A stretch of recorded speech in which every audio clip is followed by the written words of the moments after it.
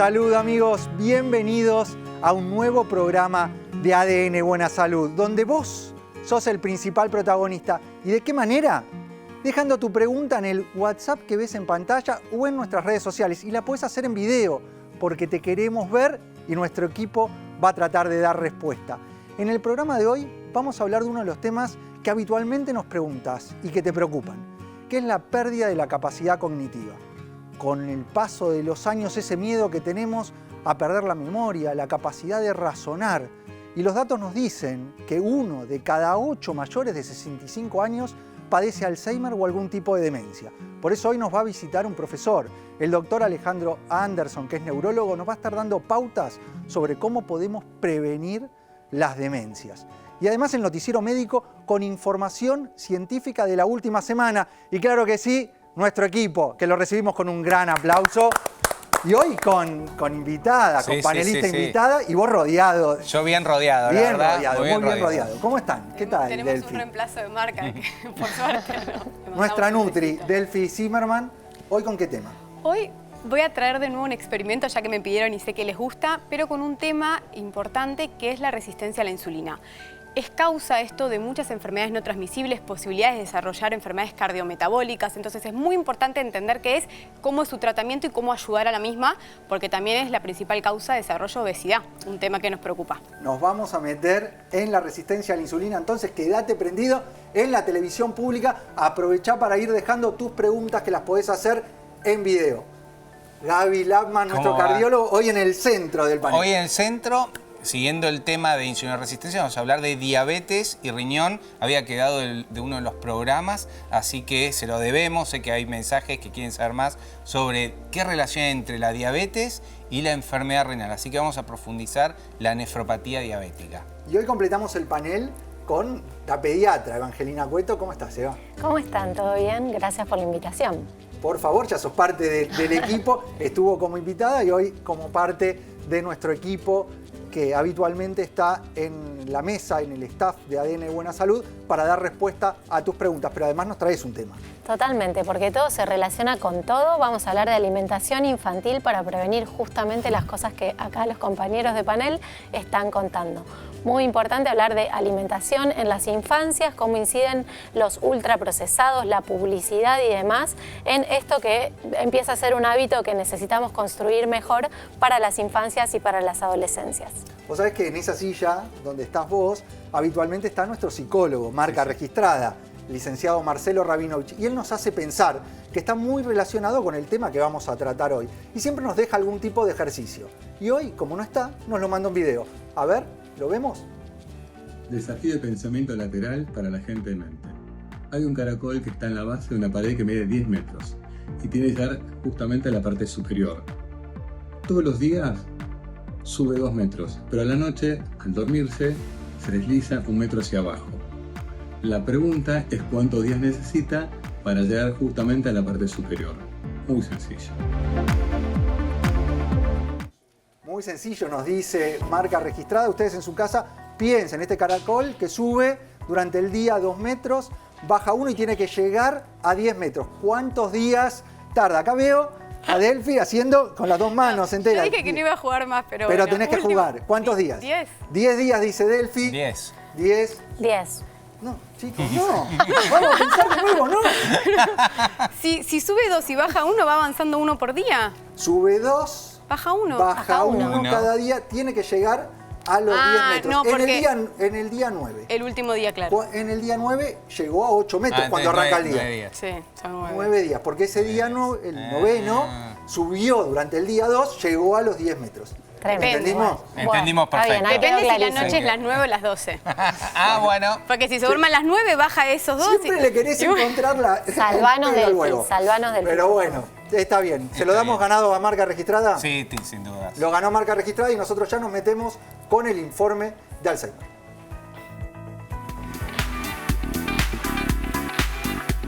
La enfermedad de Alzheimer es un trastorno neurodegenerativo que se manifiesta como un deterioro cognitivo y trastornos conductuales. Es la causa más común de demencia y se caracteriza en su forma típica por una pérdida progresiva de la memoria y de otras capacidades mentales. Afecta a todos los grupos sociales y no hace distinción de género. Los síntomas más frecuentes de esta enfermedad se relacionan con la pérdida de memoria, confusión, dificultades en el lenguaje y el razonamiento, desorientación en tiempo y espacio, problemas para llevar a cabo actividades habituales y cambios en el comportamiento, el humor y la personalidad. Para prevenirla es importante la ingesta de ácidos grasos y de vitaminas E y B, como así también evitar fumar, mantener la mente en acción, evitar el aislamiento y realizar ejercicio físico. Si bien su evolución es lentamente progresiva hacia el deterioro, hay medicamentos que pueden ayudar a controlar los síntomas cuando la enfermedad progresa y de este modo mejorar la calidad de vida del paciente.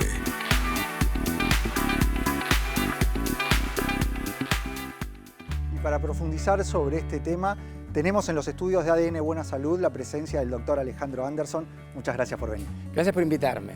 Entendiendo de qué se trata Alzheimer, las demencias, ¿lo podrías definir para que la gente del otro lado entienda de qué es lo que estamos hablando?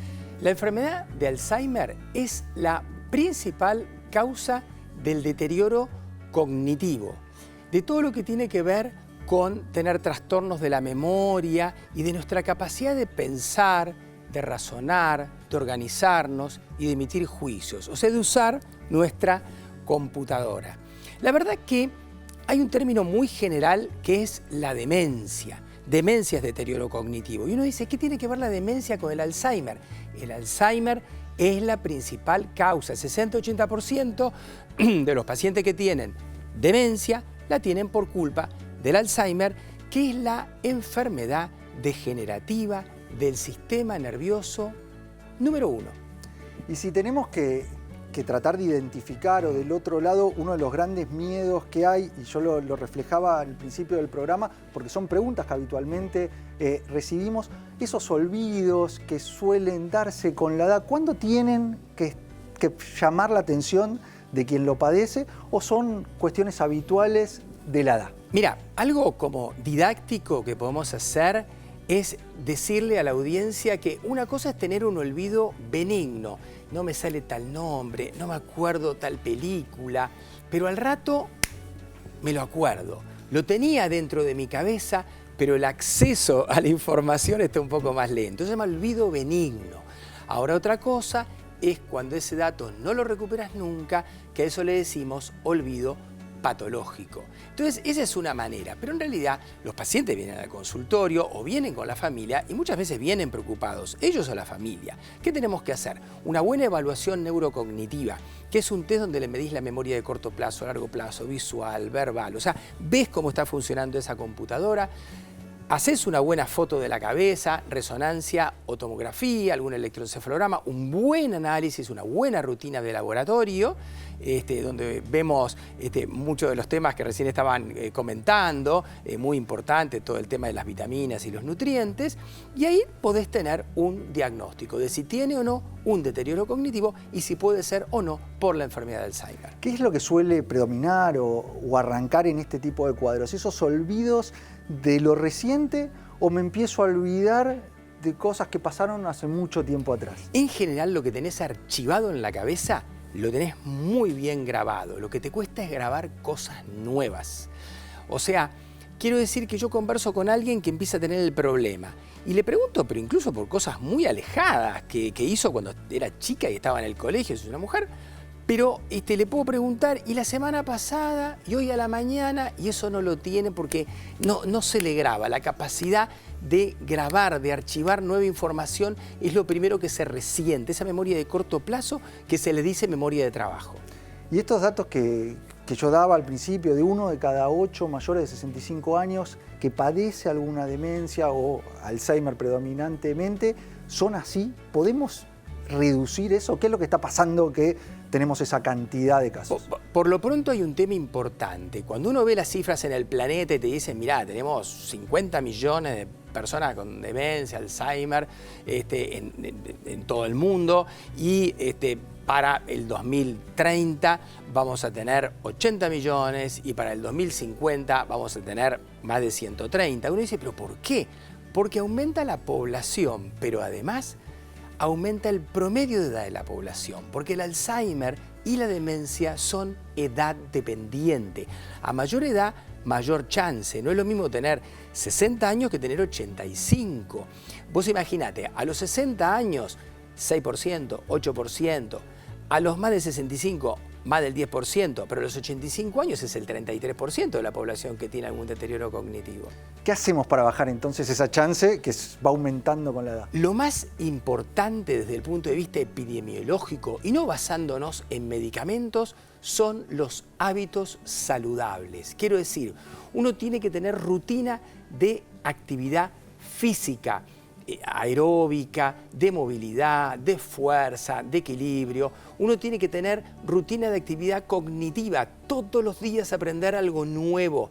También hay que tener actividad social importantísima, porque yo le quiero contar algo a alguien y entonces me hago la película de cómo se lo tengo que decir y después lo tengo que escuchar. O sea, la actividad social es muy importante y requiere más de lo que uno se imagina. Después está la actividad manual. También hay que dormir bien, hay que tener un sueño con buena arquitectura, hay que descansar, que es el horario en el cual el cerebro se renueva, se prepara para el otro día y se limpia de todo un montón de tóxicos que se acumularon por el trabajo del día. Y por supuesto, una dieta rica en nutrientes. Es muy importante a partir de determinada edad, porque piensen ustedes que estamos hablando de enfermedades de edad dependiente, quiere decir que el proceso de envejecimiento tenemos que lograr que sea lo más lento posible. No nos vamos a escapar, pero hay que hacerlo lo más lento posible. Eso va entre los 55 y los 75 años. Tenemos que transitar eso muy bien. Para ese momento es importante suplementar la dieta, porque no nos alcanzan en general los nutrientes que contiene la dieta. Y estabas hablando de pilares que hacen al estilo de vida, y uno de los referentes de estilo de vida en el país lo tenemos en el panel, que es el doctor Gabriel Lapman. Querías preguntar, Gaby. Sí, un gusto, Alejandro, la verdad que muy nutritiva tu charla. Quería saber bien, en base a los nutrientes, el poder del omega 3 que estábamos hablando, y porque mucha gente no consume ni pescado, y después, ¿qué hábitos, además de los que comentaste, porque vemos una explosión de diabetes, de enfermedad renal, todo eso también puede detonar en Alzheimer o demencias? El omega 3 es uno de los productos más importantes para utilizar como suplemento. Tiene que ver con nuestra historia evolutiva, porque gracias a este tipo de aceite, de grasa buena, nuestro cerebro y nuestras neuronas crecieron evolutivamente en el hombre primitivo. Claro que la dieta que tenemos hoy no es la misma. Por eso es que tenés que obtenerla a través de otro camino, porque en general en lo que vos tenés, digamos, como comida habitual, no obtenés esa cantidad de omega 3 con los subcomponentes que tienen que tener. Por el otro lado, también es importante tener en cuenta, y hablando de la dieta actual, que el exceso de harinas se sabe que te perjudica. El exceso de harinas envejece a mayor velocidad el cerebro. Las harinas realmente, en gran parte, sobre todo las de absorción rápida y las muy refinadas, no son necesarias. Todo lo que te genera un índice glucémico elevado luego de alimentarte y todo lo que hablaban ustedes de la insulina, la resistencia, todo eso nos perjudica. Tenemos que evitarlo. Y por eso es que tenemos que utilizar esta información para saber cómo prevenir nuestro deterioro cognitivo. Esto que está hablando el doctor va a ser tema del programa de hoy, así que quédate porque vamos a estar hablando y haciendo un experimento específicamente de la resistencia a la insulina. Y ni hay que hablar del omega 3, lo que hablamos programa tras programa, lo que nos está faltando este nutriente en la alimentación, y muchas veces lo que nos lleva es a la necesidad de suplementar, y sobre todo este componente que nos menciona el doctor, el DHA, para cuidar nuestro cerebro. Pero para ir cerrando, Doc, la nota que realmente nosotros estamos aprendiendo mucho al lado de usted, es qué mensaje le podemos llevar a la gente como conclusión final de este encuentro que tuvimos en ADN Buena Salud. Bueno, lo más importante es tener hábitos saludables, que son los que estuvimos comentando. Cuanto antes los hagas, mejor. Nunca es tarde para retomarlos. Pero, como es la medicina, siempre es preferible prevenir a estar encima de la enfermedad y tratarla. Entonces, si vos en la vida cuidaste tu cuerpo, tu cerebro va a estar mejor. Mente sana, en cuerpo sano. Entonces tenés que tener buen peso, tenés que tener buena nutrición, tenés que cuidarte, tenés que ingresar todos los nutrientes necesarios, tenés que tener un nivel de estrés fisiológico. Todas estas cosas terminan repercutiendo en el cuerpo y en el cerebro. Hoy en día se habla mucho de las dietas antiinflamatorias, hay un montón para conversar sobre esto y esto es lo más importante. Por supuesto que después los médicos tenemos elementos para poder estimular a las neuronas de los circuitos de la memoria, las neuronas que tienen que ver con la atención, hay fármacos, hay mucha investigación en Alzheimer. En el Alzheimer se te deposita una sustancia que te pegotea las neuronas entre sí y se están diseñando anticuerpos monoclonales para tratar de limpiarlo, pero podemos actuar antes que esto y bajar en más de un 50% la tendencia al deterioro cognitivo solamente cuidándonos dentro de los hábitos, teniendo hábitos saludables. Muchas gracias, doctor Alejandro Anderson, por su visita y la claridad para explicarnos y profundizar sobre este tema tan importante. Pero ustedes son los principales protagonistas de ADN Buena Salud. ¿De qué manera? Con sus preguntas, llamando, dejando su video en el WhatsApp que aparece en pantalla y en nuestras redes sociales. Así que te quiero ver tu pregunta. Vamos.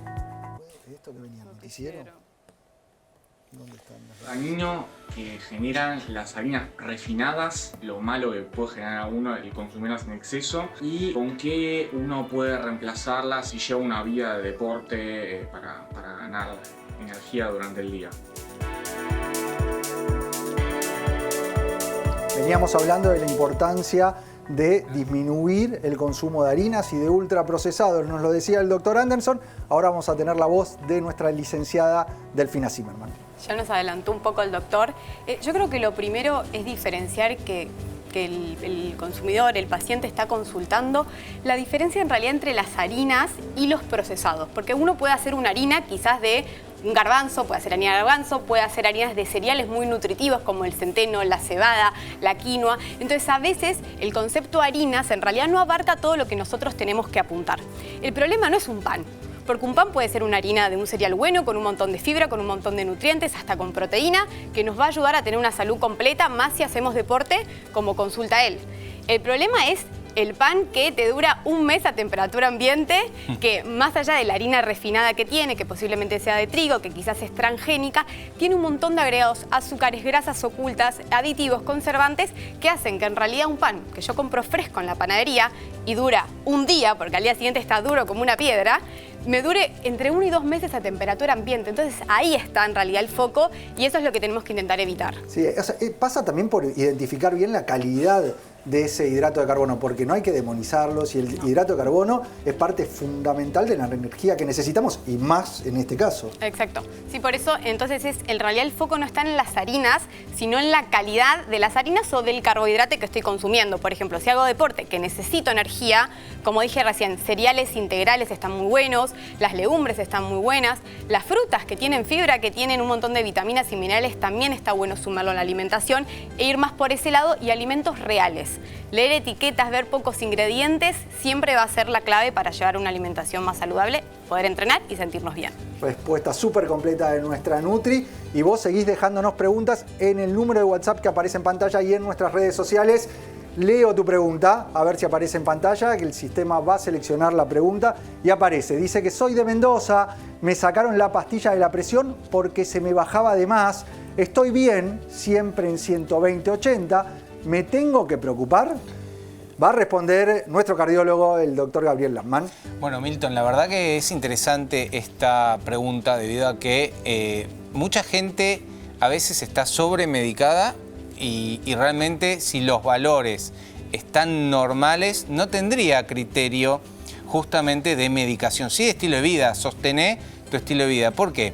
Porque existe lo que se llama la curva J de la hipertensión arterial. La curva J habla, si está por encima de 140/90, empiezan a aparecer muchos eventos. En cambio, si están por debajo de este valor, 120, a veces 100, puede aparecer también eventos. O sea, puede haber una ACV isquémica, o sea, no tenés que tener medicación, no es la solución. La solución está correcta si está esa tu presión, es estilo de vida, alimentación, ejercicio y podés sumar algún suplemento y hasta ahí. Ahí estamos hablando de valores de tensión arterial. normales que si los puede controlar sin medicación, bárbaro. Ahora, si tenés valores superiores, como mencionaba el doctor Lapman, y estás medicado, es fundamental mantener la medicación. No hay que tenerle miedo a la medicación porque el controlar la tensión arterial es algo fundamental porque va a disminuir el riesgo de enfermedad cardiovascular. Sí, el famoso asesino silencioso. El 4% de la población medicada tiene controlada la presión arterial. Así que es alarmante la cantidad de eventos que aparecen por justamente malmedicación y a veces por la sobremedicación. Así que está perfecto lo que estás haciendo, continúa con un estilo de vida saludable. Y nos vamos a meter en el noticiero médico, las noticias más importantes de los últimos días. Y nos habla de que una prueba sencilla está relacionada a tu calidad de longevidad. Una prueba sencilla para las personas mayores que desean evaluar rápidamente que también están envejeciendo es ver cuánto tiempo son capaces de pararse sobre una pierna. Esta prueba fue la que mejor funcionó para correlacionar la calidad de envejecimiento en un nuevo estudio publicado por la revista PLOS ONE.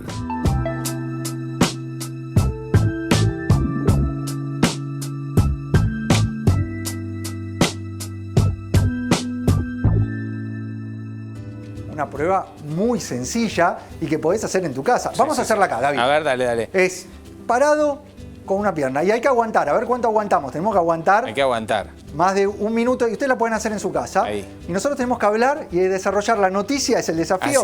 Así.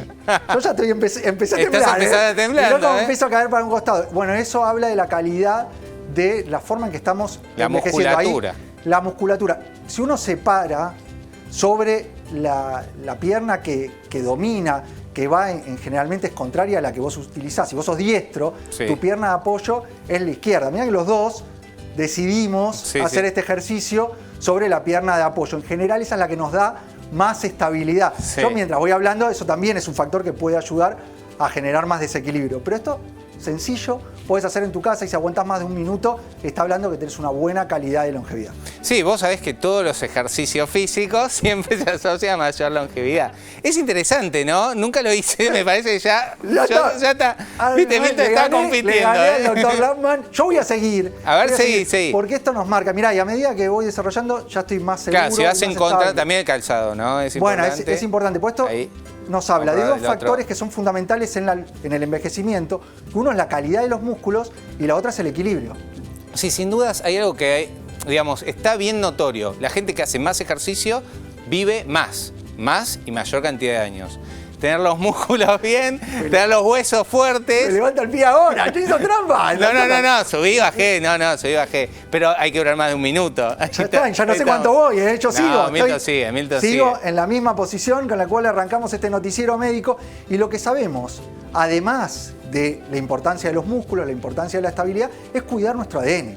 Poder, totalmente. desde el estilo de vida y desde la suplementación, esto lo hemos hablado, Gaby, de los trabajos que nos hablan, de que podemos estimular lo que son los genes protectores, los genes de las sirtuinas. Sí, las sirtuinas. Es un tema muy importante. Hoy en día tenemos un suplemento que realmente forma parte hoy de ese vademecum de la longevidad.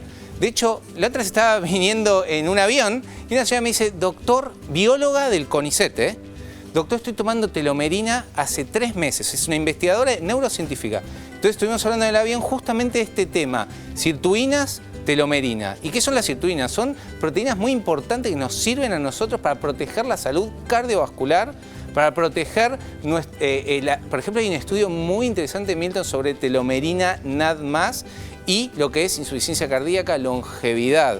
Entonces, cuando hablamos de envejecimiento, hablamos de estilo de vida y suplementación, ¿no? Hoy es algo que es infaltable. Telomerina NAD+, tiene varios aportes, efecto antioxidante, porque actúa sobre sirtuinas, actúa sobre la salud mitocondrial, actúa sobre la formación de este NAD+, que quizás mucha gente no lo sabe, pero es la energía vital, que básicamente nos va ayudando. De hecho, estábamos hablando también con el doctor Anderson, el tema de la fatiga crónica, síndromes de fatiga crónica.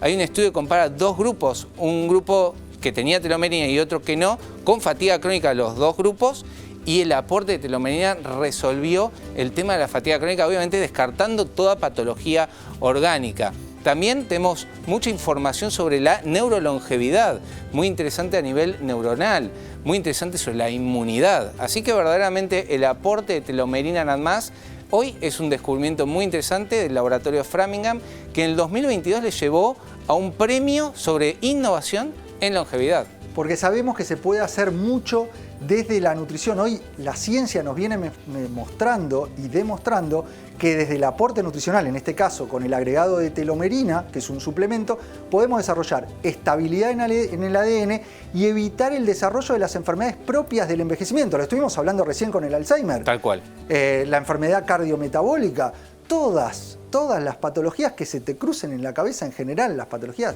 crónicas, están relacionadas al envejecimiento y hoy, con estilo de vida y la suplementación con el agregado de telomerina, vamos a dar una protección adicional a nuestros genes y eso es lo que nos viene marcando la evidencia científica. Y hubo más noticias en esta semana muy importantes y relevantes y nos habla de algo que nosotros combatimos programa tras programa, los ultraprocesados que cada vez están más presentes en nuestra mesa.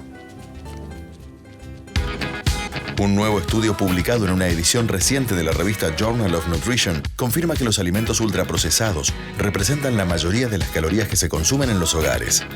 El porcentaje de este tipo de alimentos consumidos en casa aumentó del 51% en 2003 al 54% en 2018. Vale recordar que los alimentos ultraprocesados están relacionados con las enfermedades cardíacas, la obesidad y la diabetes tipo 2.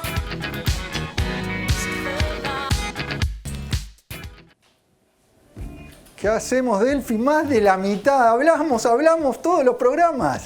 Todos los programas estamos hablando y más de la mitad de la población sigue con la presencia del ultraprocesado en su dieta diaria en los argentinos y en el mundo, porque este trabajo es de los Estados Unidos.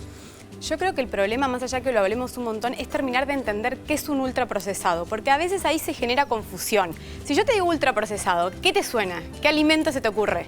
Todo lo que es paquete, en general uno piensa en eso, nada más. Claro, la gente lo relaciona ¿qué? A una papa frita, sí, a una galletita, a todo lo que es, digamos, más industrializado o que tiene relación a no ser saludable. Pero dentro de muchos productos que creemos saludables o que no son ultraprocesados, por ejemplo lo light, muchas cosas descremadas o muchas cosas que, no sé, el nutricionismo lo que hace es poner alto en fibra. Entonces, como te pone alto en fibra, uno cree que es saludable o que no es un procesado. Pero eso en realidad no determina que no es un procesado. Determina que le pusieron más fibra, que está buenísimo, pero quizás en sus ingredientes tiene más de 6 ingredientes. Tiene 8, tiene 10, puede tener fibra y puede tener azúcar. Entonces, hoy tenemos los hexágonos que nos ayudan a darnos una idea que para mí muchas veces genera confusión y por eso es que cada vez también tenemos más consumo de procesados por más de que haya más conciencia. Lo que yo recomiendo hacer del otro lado es agarrar cualquier producto que estés por consumir o cuando hagas las compras y leer los ingredientes. Los ingredientes es lo que nos va a marcar si es un producto más natural o más procesado. Yo creo que hay algunos ingredientes que, más allá de los que son químicos agregados para darle estabilidad al producto, que tenés que tener muy presente. Uno es la concentración de azúcar, la concentración de sal y de grasas saturadas. Me parece que viendo eso a nivel macro, tenemos una noción de qué alimento nos puede estar generando daño o no. Sí, pero también hay otras cosas a tener en cuenta. Obviamente. Por ejemplo, los ingredientes se ordenan de mayor a menor en orden decreciente. O sea, el primer ingrediente es lo que más tiene. Si yo estoy eligiendo, por ejemplo, no sé, una granola, que es un mix que la idea es que tenga cereal, frutos secos, y el primer ingrediente es azúcar, o a veces se ve como jarabe de maíz de alta fructosa o glucosa con diferentes nombres, pero es azúcar, quiere decir que en realidad lo que más tiene ese cereal o esa granola es azúcar. Por más de que la granola quizás sea un producto que uno cree saludable, es un ultraprocesado por los ingredientes que tiene. Y ni hablar de los edulcorantes, de los aditivos, de los conservantes, de todo lo que vean con números. Eso determina que es un ultraprocesado y eso es lo que tenemos que intentar reducir. Bueno, elegí alimentos reales, naturales, ayudarnos a bajar este porcentaje que nos está mostrando este trabajo científico. Y quédate en la televisión pública porque en un ratito volvemos con más ADN Buena Salud.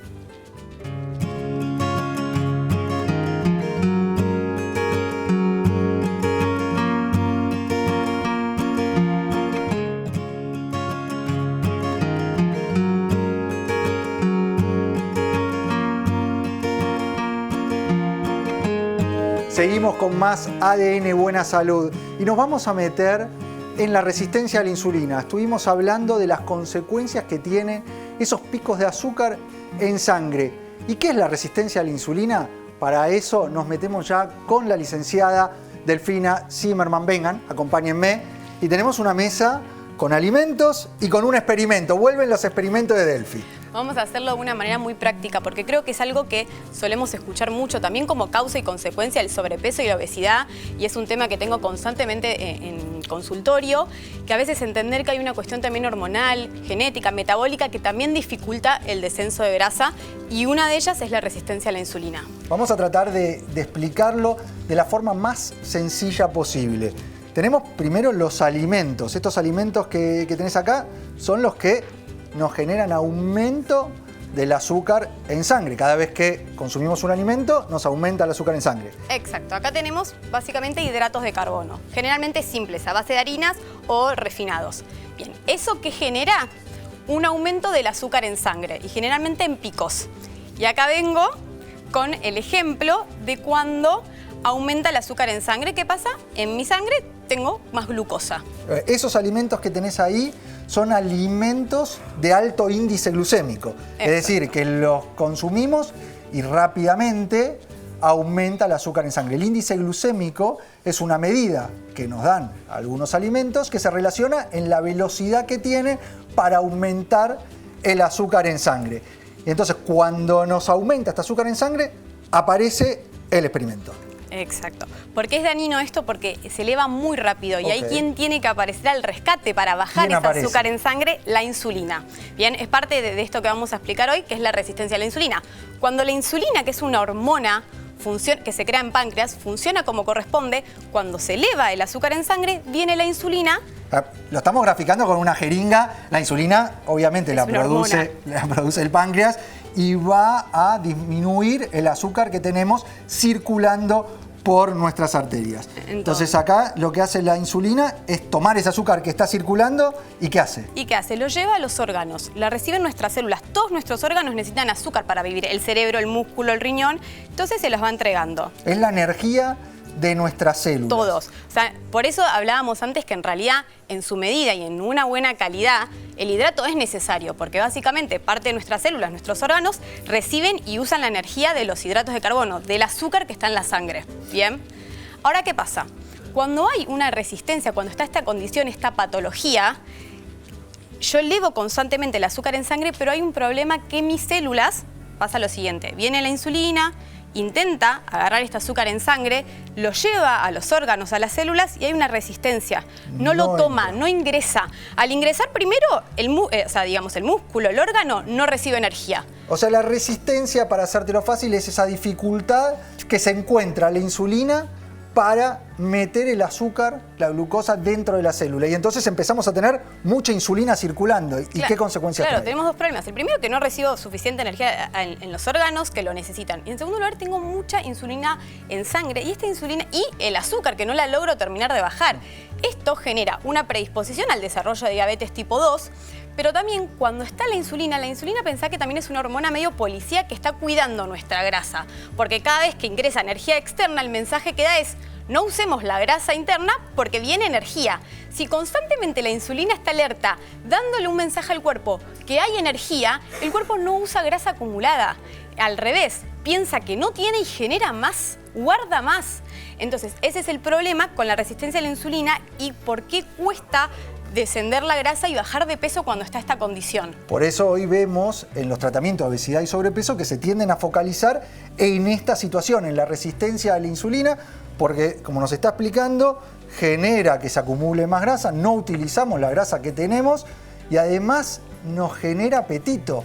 Se corta el circuito de saciedad por esta hormona insulina que está circulando en exceso. Es todo un círculo vicioso que va generando, o sea, es causa y consecuencia una de la otra. Los picos de azúcar del sobrepeso, el sobrepeso de los picos de azúcar y la falta de saciedad. Entonces hay que hacer algo al respecto. ¿Qué podemos hacer? Hay que hacer algo al respecto. ¿Qué hacemos? Es prevenir y también en el tratamiento poder mejorarlo. A ver, lo que hablamos siempre, pero es importante siempre recordarlo, la actividad física. La actividad física ayuda a mejorar la resistencia a la insulina, sensibiliza, digamos, esa respuesta que tienen los órganos. Obviamente evitar los picos de azúcar en sangre, evitar que se dispare la insulina, entonces siempre sumarle fibra a la alimentación, sumar proteína para evitar y amortiguar esos picos. Y después siempre tenemos complementos también, digamos, desde la nutrición, con vitaminas, minerales que nos pueden llegar a ayudar de una manera natural a regular esto. Por ejemplo, los inositoles. Ok, los inositoles, nosotros hablamos en el noticiero de algún programa anterior de un trabajo científico muy interesante que focalizaba el inositol original, que se conoce como metacitol, el metacitol como una ayuda para bajar la resistencia a la insulina, para sensibilizar a esa célula y que pueda recibir la energía que nos estás mostrando en este ejemplo. Exacto. Acá en Argentina sí se conoce como metacitol, que también es un activo que se usa para mejorar el síndrome ovario poliquístico, está relacionado con la fertilidad, pero tiene mucha evidencia científica para mejorar la resistencia a la insulina y en consecuencia mejorar el metabolismo y el sobrepeso, que es también, digamos, lo que buscan mucho de mis pacientes. Te voy a mostrar cómo funciona el metacitol, cómo es que termina ayudando. Cuando aparece, digamos, este azúcar en sangre, el metacitol va a ser una ayuda, va a complementar todo lo que venimos diciendo y va a ayudar a generar más sensibilidad a la célula. O sea, va a permitir que ingrese este azúcar en la célula. Se ve cómo puede entrar. Claro, que acá lo estamos graficando, lo mismo, con una aguja, con una jeringa, pero en Argentina está en cápsulas. Son cápsulas que se pueden aportar con el aporte que los trabajos científicos nos marcan para sensibilizar esa célula, para que pueda aprovechar la glucosa, que no se eleve la insulina circulante y además como los trabajos originales de este activo nutricional están dados fundamentalmente en una población con síndrome de ovario poliquístico, es decir, mujeres jóvenes con algunos trastornos asociados a la desregulación del ciclo menstrual, la aparición de acné, de vello facial, y obviamente resistencia a la insulina, en las mujeres tiende a mostrar una respuesta realmente muy prometedora y pasa a ser la alternativa principal desde la nutrición para complementar los tratamientos de obesidad y sobrepeso. Sí, pero es muy importante que estamos hablando a base de algo 100% natural, en base básicamente de un derivado de una vitamina, que no siempre tenemos la posibilidad de tener tratamientos que sean tan naturales, porque si no generalmente nos llevan por ahí a anticonceptivos o a cambios hormonales o a medicamentos o inyecciones que sí ya tienen riesgos en la salud. Acá estamos hablando de una manera de prevenir, tanto en estos casos como en el caso de sobrepeso, que también en eso sí podemos apuntar a hombres o a toda la población, de una manera natural y sin efectos secundarios, que me parece muy importante. Como complemento de un tratamiento ayuda mucho también a una dieta y a un ejercicio. Ahí lo dijiste y me quedo con eso, complemento de un tratamiento. El enfoque tiene que ser integral, obviamente tiene que incluir, como lo mencionaste antes, Delphi, la actividad física, el plan de alimentación y el complementar con alternativas, en este caso el metacitol, genera que logremos mejores resultados. Y si la resistencia a la insulina no la controlamos, puede aparecer la diabetes. Diabetes tipo 2. Y entonces nos metemos ya con la columna del doctor Gabriel Lappmann, que nos va a vincular un órgano blanco que tiende a afectarse cuando nos encontramos con casos de diabetes, que son los riñones. Vamos ya a la columna de Gaby. Gaby, Milton, nefropatía diabética. Nefropatía diabética. Los diabéticos son tienen que ser muy cuidadosos y tienen mucho riesgo de afectar los riñones. ¿Por qué? Primero, la principal causa de ingreso a diálisis en el mundo es la diabetes tipo 2. Así que ya lo que está hablando Delphi es fundamental. Poder controlar la resistencia a la insulina, que es la precuela, vamos a decir, de la diabetes, es muy, muy importante. Por otro lado, ¿cómo afecta la diabetes al riñón? El riñón es un órgano par, altamente vascularizado. Cuando digo par, son dos riñones. Algunos pueden vivir con un riñón, sí, claramente que sí. Está muy vascularizado, hay muchos vasos, muchos vasos. Y cuando la glucosa, el azúcar está alto, lo que hace es dañar esos vasos. Lo primero que aparece, el primer signo, es la pérdida de albuminuria en los riñones. Vamos a ver, Gaby, una placa que hay, así nos ayuda a graficar este tema y cómo la diabetes, los niveles de azúcar elevado en sangre terminan dañando distintos órganos. Acá estamos hablando de los riñones. Sí, ahí está. Proteinuria, la albuminuria que dijimos, ya la albuminuria cuando se convierte en proteinuria estamos hablando de pérdida de proteínas. Mucha gente del otro lado me pregunta, doctor, ¿me detectaron esto? Presión arterial alta.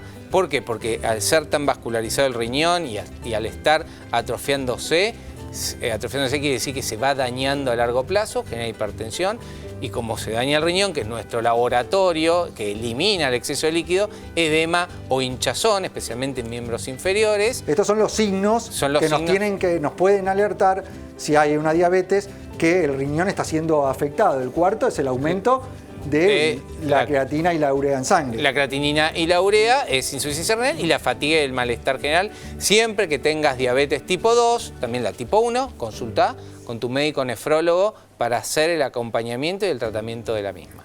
Y ustedes son los principales protagonistas de ADN Buena Salud. Nos dejan sus preguntas en el WhatsApp que aparece en pantalla o en las redes sociales.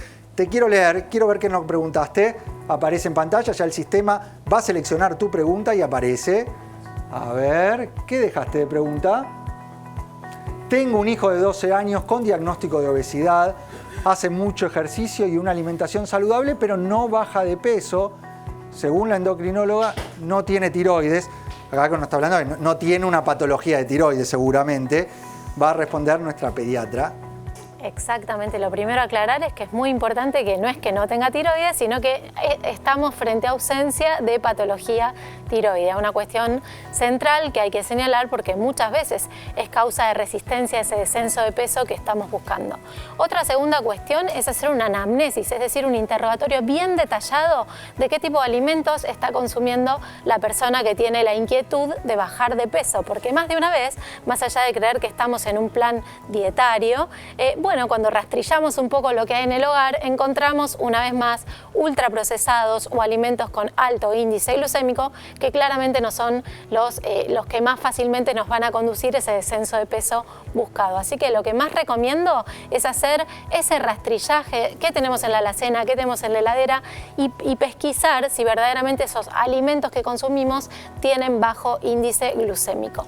Y lo otro es qué es lo que pasa con el chico fuera de casa, porque una cosa es quizás el control que puede tener la madre, el padre en su hogar y después sale, empieza a hacer su vida, 12 años, para el colegio, tiene cumpleaños, hay que ver ahí también qué es lo que está pasando. Absolutamente, muy importante pesquisar los hábitos de este adolescente, que en este caso tiene 15 años. Y otra cosa importante también es entender que en el momento que estamos haciendo un plan dietario, es probable que estemos enrocando la grasa por músculo y el músculo pesa más que la grasa, así que probablemente si las cosas están bien hechas, los hábitos fueron bien conducidos, quizás estemos frente a ese panorama.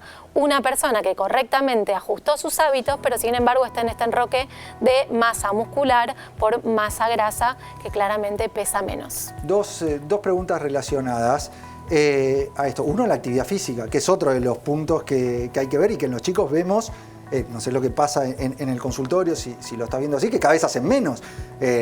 No sé, uno ve los juegos, las pantallas, que seguramente vamos a hablar en algún otro programa, cómo genera que se metan ahí y dejen la actividad. Estamos en una sociedad claramente sedentaria, no solo los niños y los adolescentes, sino que todos los adultos tenemos el desafío de generar más actividades antisedentarias, no solo la actividad física más formal, movernos de manera cotidiana, porque a veces pensamos que sedentarismo es solo la ausencia de deporte, y no es así, sino que cómo nos movemos a lo largo del día también habla de un plan antisedentario. Y en los adolescentes es muy importante porque lo que más vemos es que claramente las pantallas y demás y otros hábitos de la sociedad moderna atentan contra ese movimiento que también le hace a la salud. ¿Quién es el protagonista del programa? Vos. Ellos, claro que sí. Entonces hay más preguntas en ADN Buena Salud, las dejás en el WhatsApp y van a aparecer en pantalla. El sistema va seleccionando las preguntas que ustedes nos dejan. Son cientos, tratamos de responder todas. Tengo 35 años y me dijeron que tengo el colesterol altísimo. Estoy saliendo a caminar muy bien. ¿Qué dieta puedo hacer para evitar los medicamentos? Bueno, acá hay un tema, ¿hay que tenerle miedo a los medicamentos? Y hay veces que realmente tienen una indicación las estatinas, hay veces que no, hay que ver el contexto. Lo más importante es la dieta portfolio, una dieta integral basada en vegetales, dieta mediterránea. Ese tipo de alimentación tiene mucha evidencia científica que disminuye los niveles de colesterol. Y muchas veces, antes de la estatina, si no tiene criterio de estatina, podemos sumar suplementación, ¿no? La suplementación obviamente tiene un lugar, pero si nos encontramos... Hay grandes mitos alrededor, Gaby, del colesterol y sobre todo este último tiempo se están escuchando muchas voces que tienden a generar demasiado miedo sobre las estatinas, que es una medicación que bien utilizada es muy noble. Obviamente vimos una sobreprescripción de la estatina, pero es una medicación que en muchos casos es la herramienta efectiva y que está al alcance para reducir los niveles de colesterol. ¿En qué casos? Realmente en este programa siempre se habla de que, obviamente, niveles altos de colesterol se asocia con eventos. La estatina para los cardiólogos claramente está en la prevención secundaria cuando ya tuviste un evento, tuviste un infarto, tuviste una ACV. Ahí tenemos que aplicar las estatinas para mantener los niveles de colesterol en niveles adecuados, pues sabemos que esos pacientes tienen más riesgo.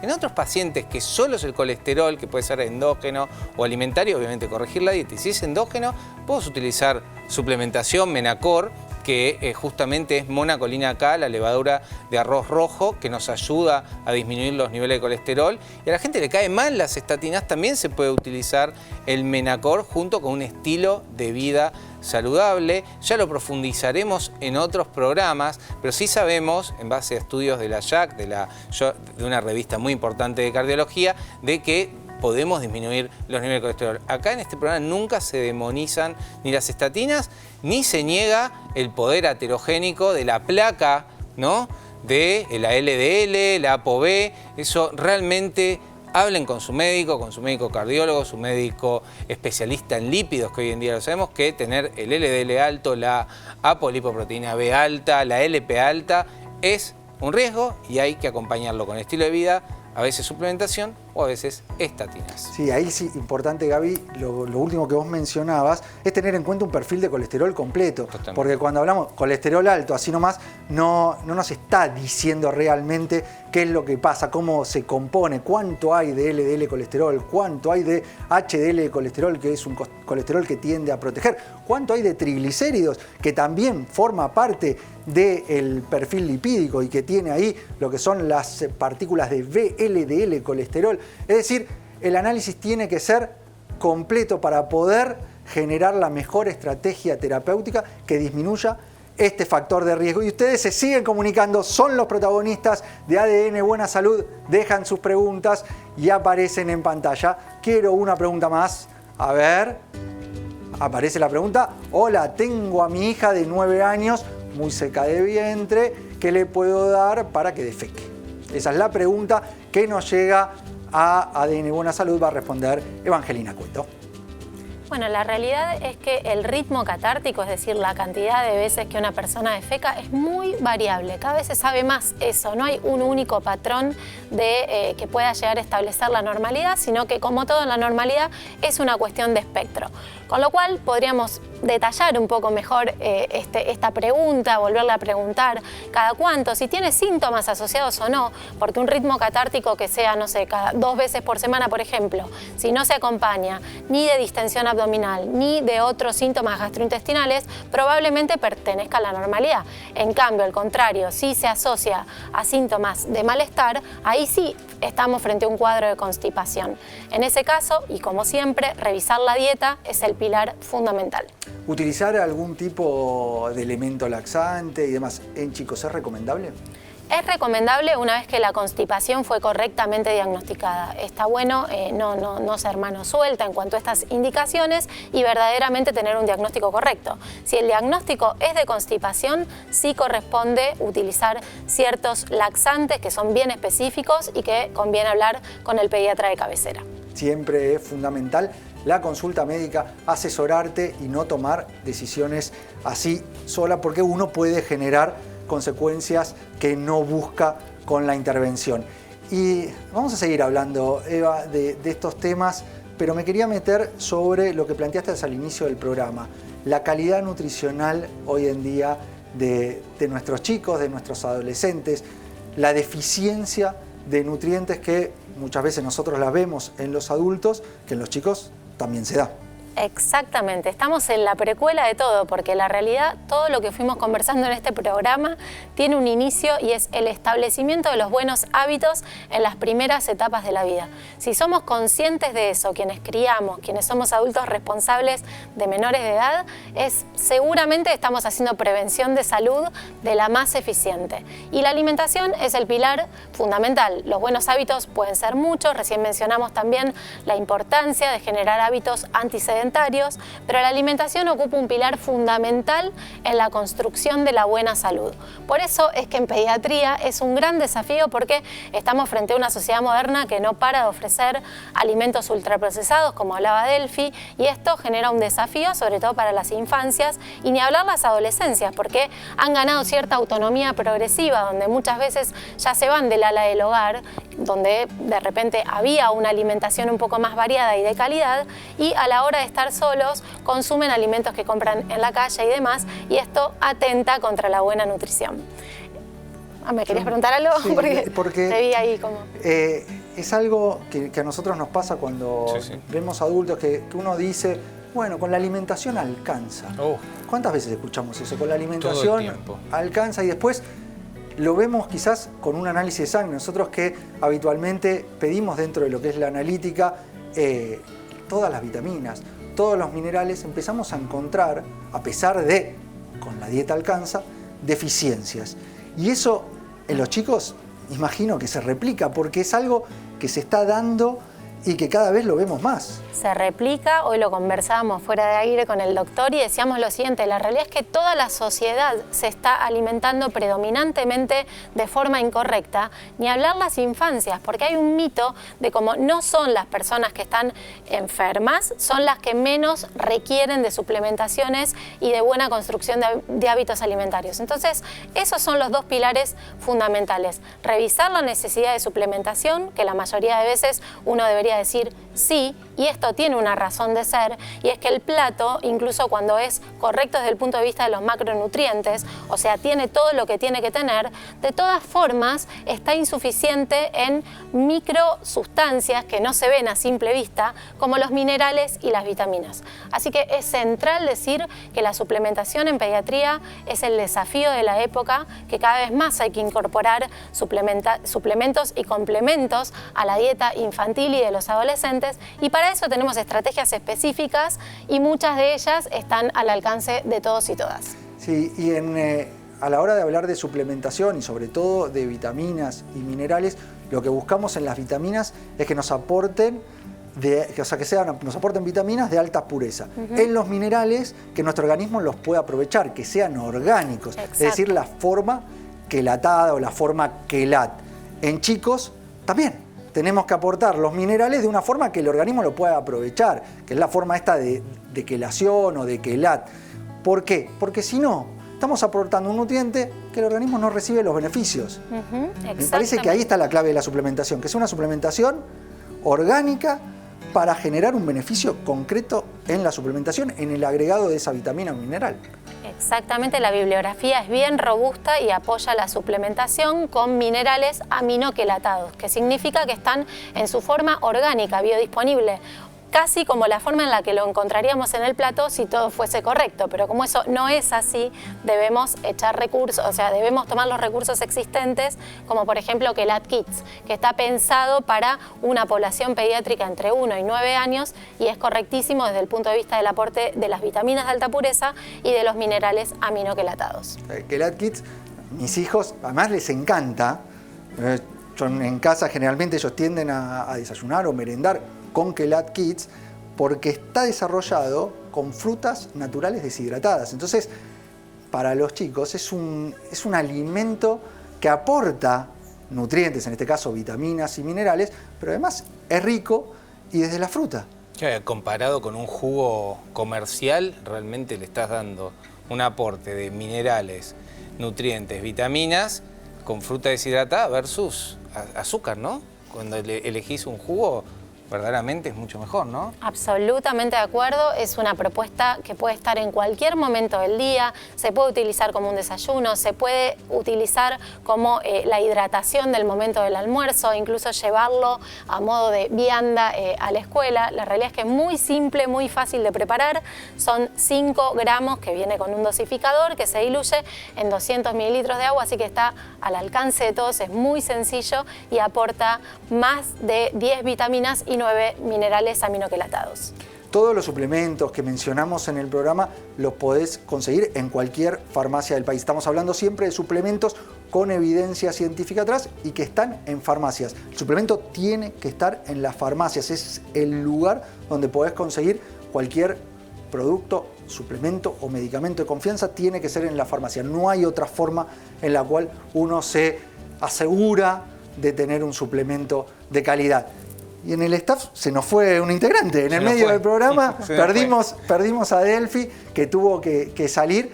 Seguramente en próximos programas ya va a estar nuevamente, e incorporamos a Eva al panel. Próximo programa te quiero acá, ya sos parte del equipo de ADN Buena Salud. Excelente. Y Gaby, les cuento, viene volando, porque él no estaba acá para hacer este programa, viajó y está presente siempre para recibir las preguntas que ustedes nos dejan, porque ¿quiénes son los protagonistas, Gaby? Ustedes son los protagonistas y realmente para mí es un honor hacer este programa y divertirme y aprender, ¿no? Cada invitado, cada nota, cada noticia es aprender día a día como aprenden ustedes de la salud y el bienestar.